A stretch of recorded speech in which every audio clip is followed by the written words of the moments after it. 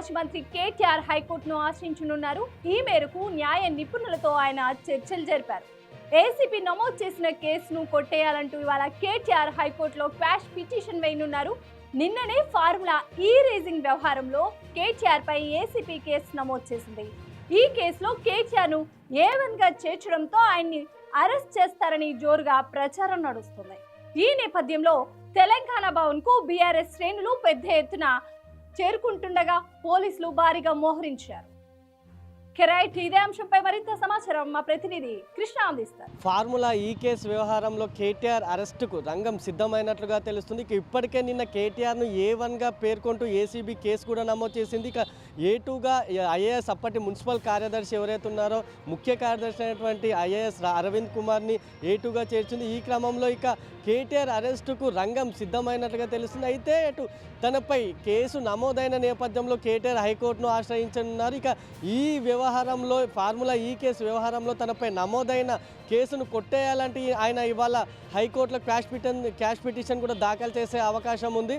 తనపై ఏసీబీ అక్రమంగా కేసు నమోదు చేసిందని తాను నిబంధనల ప్రకారమే అక్కడు FEOకు నిధులు చెల్లించినట్లుగా కేటీఆర్ పేర్కొంటూ ఇవాళ క్వాష్ పిటిషన్ దాఖలు చేయనున్నారు. ఇక మరోవైపు కేటీఆర్పై కేసు నమోదు చేసిన నేపథ్యంలో కొంచెం తెలంగాణ భవన్ వద్ద హడావిడి నెలకొంది. ఇవాళ ఉదయం నుంచే పార్టీ కార్యకర్తలు బీఆర్ఎస్ కార్యకర్తలు అక్కడికి భారీగా చేరుకుంటున్నారు. ఇక మరోవైపు కేటీఆర్పై కేసు నమోదైన క్రమంలో పోలీసులు కూడా తెలంగాణ భవన్ వద్ద భారీగా మోహరించారు. ఇక ఈ పరిణామాల నేపథ్యంలో కేటీఆర్ అరెస్ట్ చేస్తారని జోరుగా చర్చ నడుస్తుంది. ఇక మరోవైపు ఇప్పటికే ఆటో డ్రైవర్లు కేటీఆర్ను నందినగర్ నివాసంలో కేటీఆర్ను కలిసి వారి మద్దతును కూడా వారు ప్రకటించారు. కేటీఆర్కు తాము మద్దతుగా నిలుస్తామని కూడా వారు చెప్పారు. ఇక మరోవైపు ఒక్కసారి కేసు గురించి మనం డీటెయిల్గా చూస్తే 2022లో ఈ FEO రేసుకు సంబంధించి ఫార్ములా ఈ రేసుకు సంబంధించి 2022లో అటు FEO ఫార్ములా ఈ ఆపరేషన్స్ సంస్థతో పాటు తెలంగాణ మున్సిపల్ శాఖ అదేవిధంగా ఏఎస్ నెక్స్ట్ జన్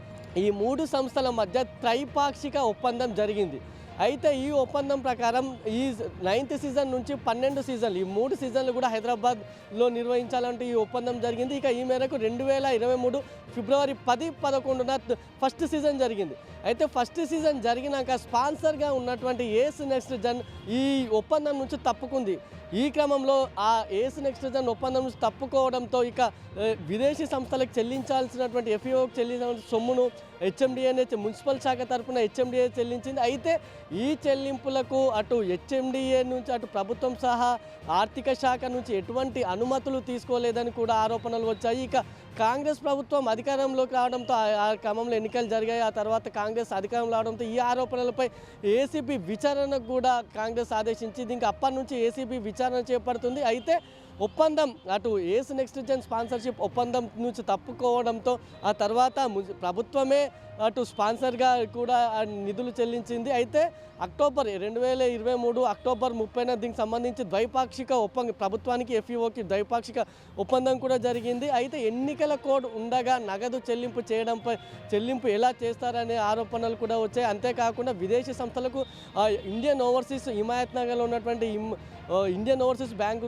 నుంచి డాలర్ల రూపంలో ఈ నిధులను కూడా చెల్లించారు. అయితే డాలర్ల రూపంలో చెల్లించాలంటే RBI అనుమతి కంపల్సరీ. కానీ ఎటువంటి అనుమతులు తీసుకోకుండానే HMDA విదేశీ సంస్థలకు ఈ నగదును చెల్లించింది. ఇక ఈ ఆరోపణలు అన్ని నేపథ్యంలో ఏసీబీ విచారణ చేపట్టింది. ఇప్పటికే గతంలోనే అప్పటి మున్సిపల్ ముఖ్య కార్యదర్శిగా ఉన్నటువంటి IAS అరవింద్ కుమార్ను విచారించింది.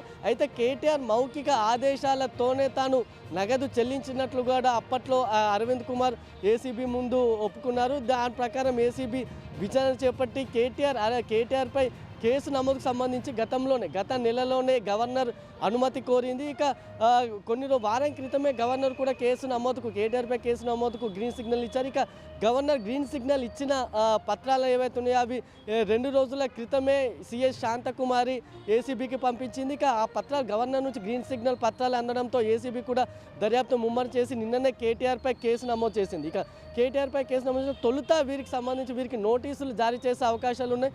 నోటీసులు జారీ చేసిన తర్వాత వారిని అరెస్ట్ చేసే అవకాశాలు కనిపిస్తున్నాయి. ఇక కేటీఆర్ అరెస్ట్ అండ్ కేటీఆర్పై కేసు, కేటీఆర్ అరెస్ట్ ఈ నేపథ్యంలో బీఆర్ఎస్ శ్రేణులు ప్రస్తుతం తెలంగాణ భవన్కు భారీగా చేరుకుంటున్నారు. మరోవైపు అటు బీఆర్ఎస్ శ్రేణుల భారీగా చేరుకుంటుండడంతో పోలీసులు కూడా అక్కడ తెలంగాణ భవన్ వద్ద భారీగా మోహరించారు. ఎలాంటి అవాంఛనీయ ఘటనలు జరగకుండా అక్కడ పోలీసులు కూడా భారీగా మోహరించిన పరిస్థితి నెలకొంది. ఇక ప్రస్తుతం ఈ కేసుకు సంబంధించి వాళ్ళ హైకోర్టులో కేటీఆర్ క్వాష్ పిటిషన్ దాఖలు చేయనున్నారు. అయితే ఈ క్వాష్ పిటిషన్పై హైకోర్టు ఏ విధంగా తీర్పునిస్తుంది, ఏ విధమైన తీర్పునిస్తుంది అనేది కొంత ఉత్కంఠంగా మారింది.